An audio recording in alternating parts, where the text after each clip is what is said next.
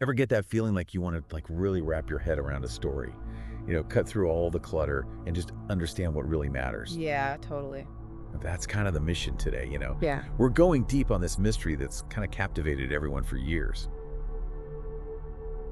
The whole Malaysia Airlines flight MH370 thing. MH370, yeah. We're talking about a Boeing 777, right? Yeah. Like top of the line tech, supposed to get folks from point A to point B, just vanishes on March 8th, 2014. Oh, Poof. gone. And to this day, there's not a clear-cut answer. So we've gathered up a bunch of info, reports and analyses and all that. The works? Exactly. We want to explore the main points of this whole thing. What really went down. We'll look at all the theories out there. Right, the official ones and let's say the unofficial ones that have popped up. Precisely. And, as we go through this, it's super important to remember the human side of it. The families who are still, they're still living with this. Absolutely. The not knowing. It's got to be just awful. Truly. Now, the initial story, the one most folks went with, is that the plane went way off course. Like way off. Flew for hours, and then boom, crashed somewhere in the South Indian Ocean. But, and here's the kicker, no one's found the definitive wreckage, which is why I think we see all these other explanations popping up, people trying to fill in the gaps. Yeah, it's human nature, right? We crave answers, especially when something so huge just doesn't make sense. Makes total sense. Okay, so let's start with the timeline. March 7th, 2014, Malaysia Airlines flight MH370 takes off from Kuala Lumpur, destination Beijing. Everything seems normal, routine flight, good weather, experienced crew. Nothing out of the ordinary. It's important to note that how utterly normal everything seemed at the start. Totally. I mean, no distress calls, no warning signs, nothing. Makes the whole thing that much more bizarre. Right. And then it's 1:09 a.m. local time and things get weird. The transponder, the thing that lets air traffic control know where the plane is, goes dark, like radio silence. Yeah, and that's not common. While transponders can malfunction, going completely silent like that. Not typical at all. Definitely raises eyebrows. Big red flags, honestly. Absolutely. But it gets even weirder. Primary radar, which is less precise but doesn't rely on the transponder, sees the plane make a hard turn to the west. Not on the flight plan at all. Right, so even though it's less detailed, primary radar confirmed that the plane's course changed, and it changed drastically. That westward turn, it's a major piece of the puzzle, especially considering where they think the plane ended up. Huge piece. Oh. Then, hours later, there are these, I don't know what to call them, ethereal, these satellite handshakes, basically pings between the plane and a satellite. And these place the aircraft somewhere along what they call the seventh arc in the Indian Ocean. For folks who aren't familiar, imagine the satellite's in a fixed spot. The furthest the plane could have flown on its fuel creates a kind of circle around that satellite. The seventh arc is like a slice of that circle, showing the last possible distance the plane could have been from the satellite. It's a massive area, and we're talking middle of nowhere ocean. It's the absolute limit based on what we know about how much fuel it had and when it last pinged the satellite. Problem is, those pings, those handshakes, they don't give an exact location, just a range of possibilities along this huge arc. And after those pings, nada, zip, zilch, Yeah. Years of searching, tons of money spent, and still no definitive wreckage. I gotta think that's why there are so many theories floating around. It makes sense, yeah. When the official explanation leaves so many questions, people try to fill in the gaps themselves. So let's get into some of those theories. We gotta start with one of the most talked about ones, and it's a tough one. Pilot involvement. Did Captain Zahari Ahmad Shah intentionally crash the plane, either as a suicide or as an act of sabotage? Okay, there are a few things that make people consider this theory. First, someone shut off the plane's communication systems. We're talking the transponder and ACARS, the system that automatically sends data about the plane's performance. That's not just an accident, it suggests someone wanted to make the plane disappear. Yeah, like why turn both of those off unless you were trying to fly under the radar? No pun intended. Then there's the flight path. Those sharp turns, the calculated maneuvers we saw on the radar, it's not like the plane just drifted off course. Someone was in control, making it happen. Someone with some serious flying skills too. And to make things even more complicated, they found flight simulator files on Captain Shah's home computer.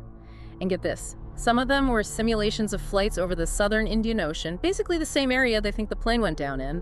So yeah, that discovery definitely muddies the waters. No doubt. However, there's also stuff that doesn't fit this theory. Like, what would his motive be? There's no sign he was struggling, No evidence of personal problems, no history of mental health issues. You hit the nail on the head. The lack of a clear motive is a major problem for this theory. Sure, the simulator stuff is interesting, but it doesn't necessarily mean anything.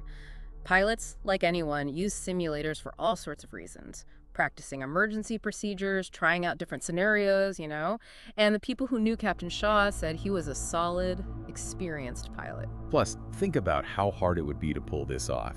If he really did this, he had to disable the communication systems, fly this crazy route, and keep that big Boeing 777 in the air for hours.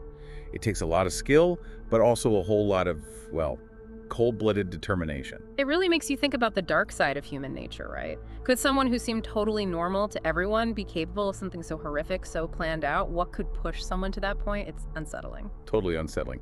Okay, let's switch gears to another big theory, the one about military involvement. Specifically, people are pointing fingers at the U.S. naval base at Diego Garcia in the Indian Ocean. The theory is that MH370 flew close to, or maybe even towards, Diego Garcia. It's a super strategic base for the U.S. military. And the idea is that something happened there, some kind of intervention, that brought the plane down. Then, of course, there's the cover-up theory, the idea that someone's trying to hide it all. The folks who buy into this theory often talk about how close the suspected flight path is to Diego Garcia. And they bring up the base's capabilities, its radar, its defenses. Then there's the whole idea that someone's keeping everything hush-hush to avoid a big international incident or to keep some top-secret military info from getting out. The cover-up is a key part of this theory, right? The thinking is, if the U.S. military was somehow involved, even by accident, they'd have a big reason to bury the truth to prevent a diplomatic disaster. But here's the thing, same issue as before. Where's the proof? There's no real evidence to back any of this up. No confirmed debris near Diego Garcia, no one credible coming forward to say anything. I guess you could say with a place like that, so secretive, maybe we wouldn't see public evidence even if something did happen. That's a good point. Military operations are super secretive by nature, which makes it really hard to just outright disprove these theories. But think about it, if there was a cover-up, it'd be a huge one.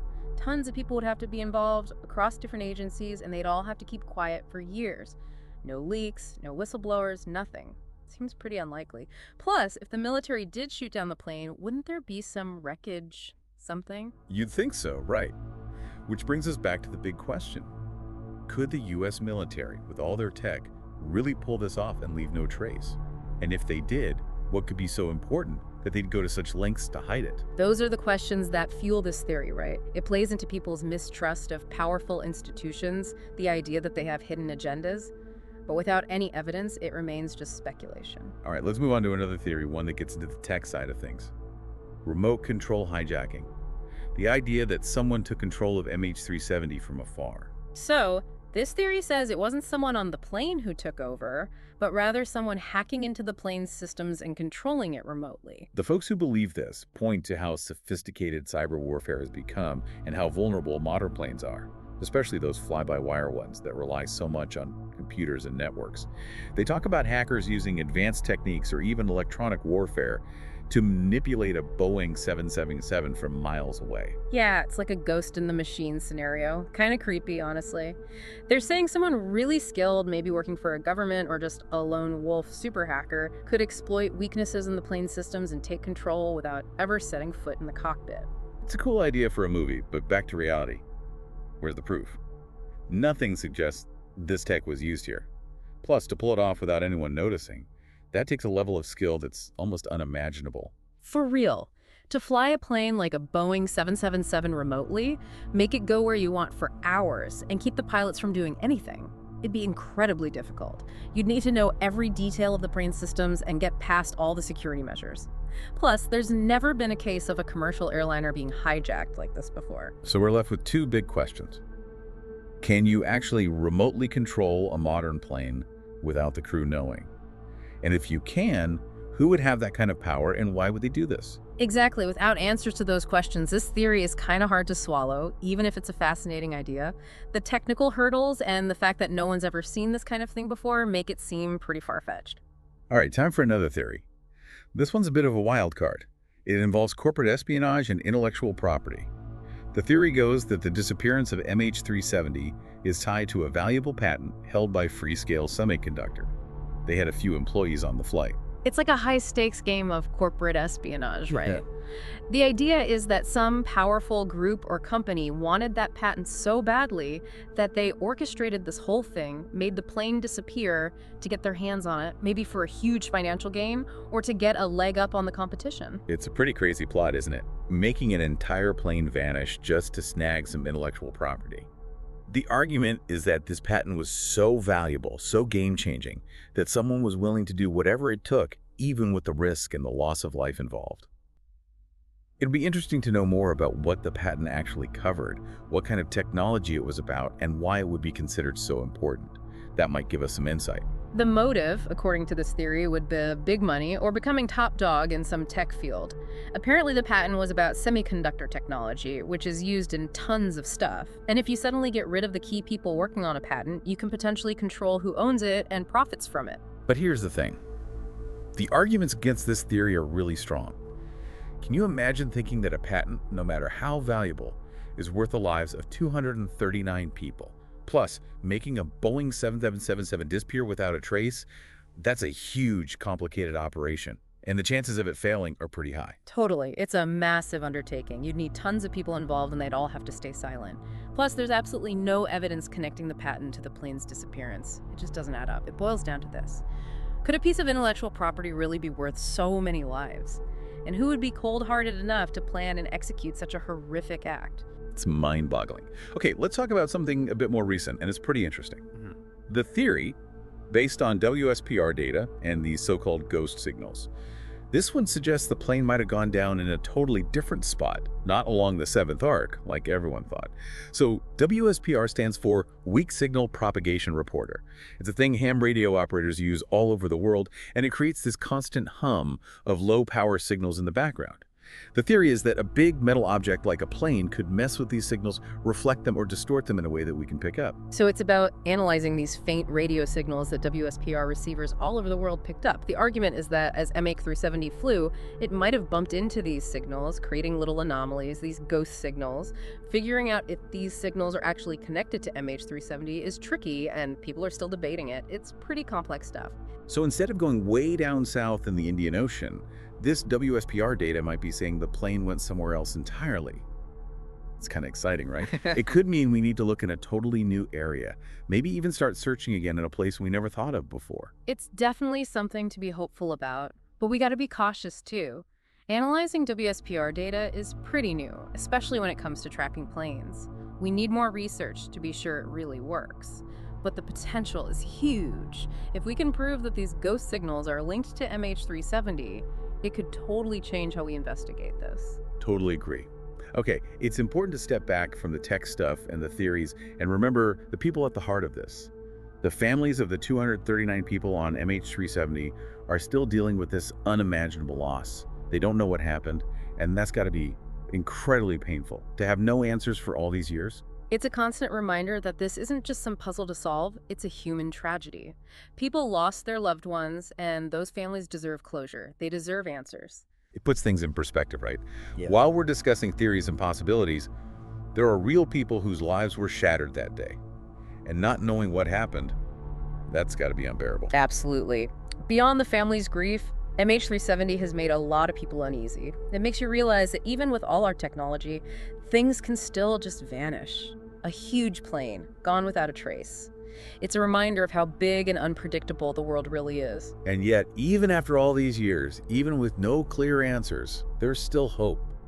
People haven't given up on finding out the truth, on bringing some peace to the families. It's incredible, right? Even after so much loss and uncertainty, that hope persists. It drives the search for answers and keeps the memory of those who are lost alive. So where are we now? The disappearance of MH370 is still a huge mystery. We've talked about a bunch of theories: the pilot, military involvement, remote hijacking, corporate espionage, even those ghost signals. But none of them completely explain everything. We still don't have that one definitive answer. That's the frustrating part. We have all these puzzle pieces, but we can't quite fit them together. We've explored so many possibilities, but none of them are perfect. So many questions are still unanswered. Will we ever know for sure what happened to MH370? Will we ever find the wreckage? And will the families ever get the closure they need? Those are the questions that linger. And for now, the answers remain out of reach. As you think about everything we've discussed today, consider this. What does the MH370 mystery tell us about our relationship with technology? We rely on it so much, yet it failed to prevent this, and it's struggling to explain it.